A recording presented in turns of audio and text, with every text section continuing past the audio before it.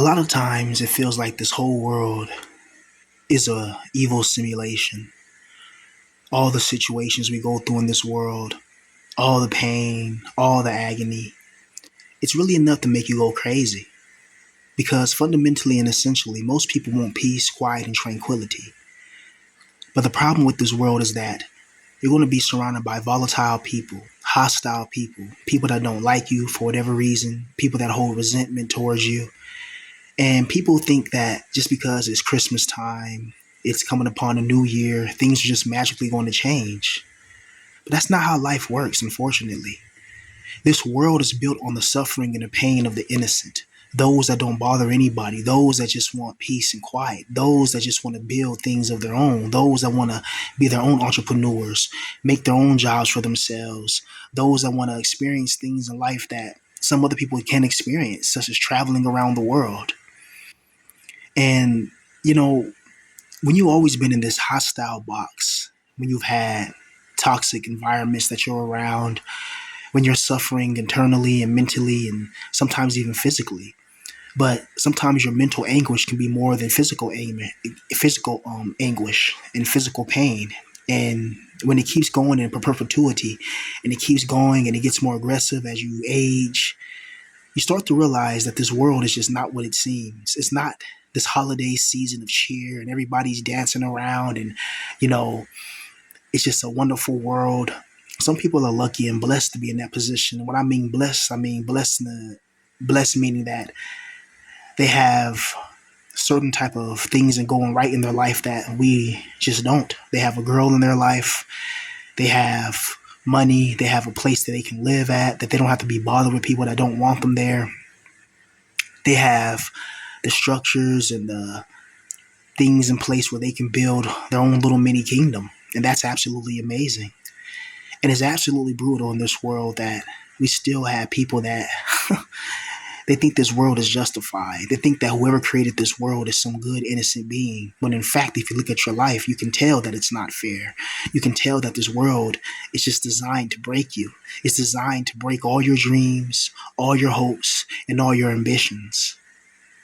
One thing that you're guaranteed in this world is more pain, more isolation. But you know what? I've learned in isolation, being by myself without anybody around, that I'm more happier.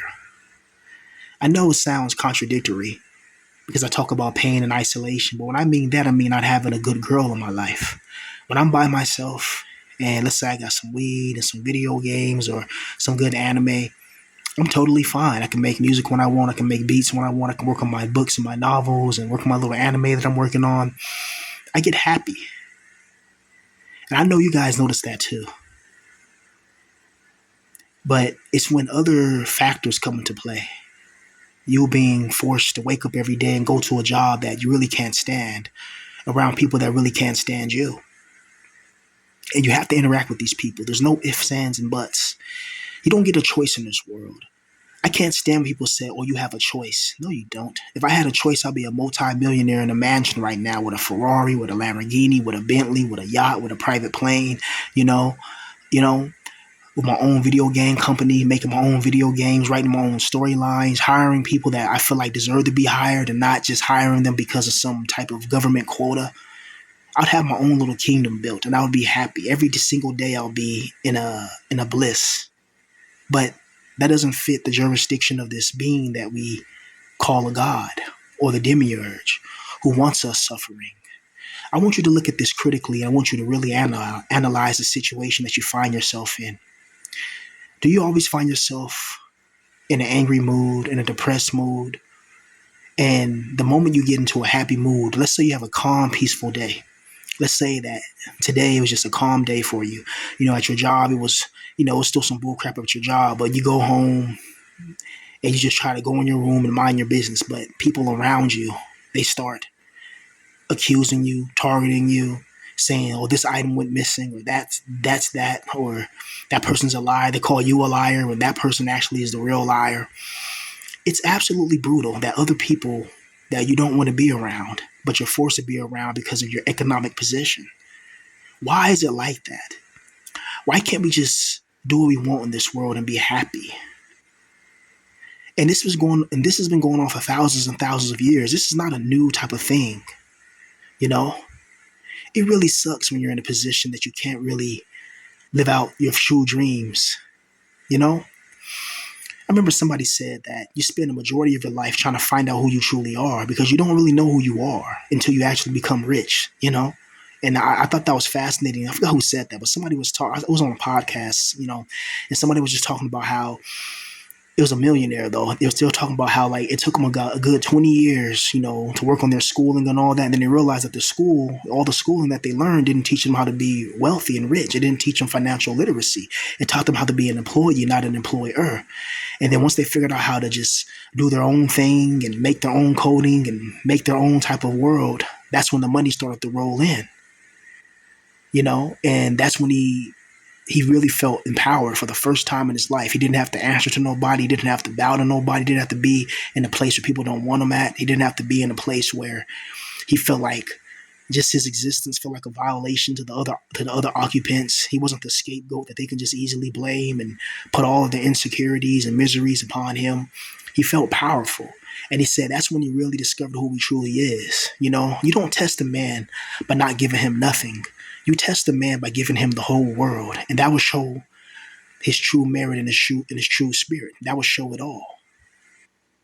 When you give a man everything he can possibly imagine, he can have any girl he wants, he can have anything he ever dreamed of. That shows you where his heart lies. Because if that man can have any of one of those things and he still picks one good girl that he loves, that shows you his character. If he goes around and be a horn dog, then hey, that's his character as well. But that person said something interesting. It was like he finally started to feel like he was alive when he became a millionaire. He felt like anything that he wanted to do, he did. Any food he wanted to eat, he could eat. And it felt like he was actually being alive. And he said all those years he spent trying to become a millionaire, he said that wasn't really him. That was just like, it was like a mold society forced him to be in. It was a mold society just forced him to inherit. And he had to. He had no choice. And I really thought about that. I was like, wow. If I was a multi-millionaire right now, what would I be doing? Honestly. Would I be trying to better the world? Would I just go back into my own little secret base and mind my business and just try to build up something for myself? It would probably be the later because there's no help in this world. This world is already in a chaotic, fomentation. It's already in a chaotic disposition. If the God of this realm didn't want this world to be peaceful, then it won't be.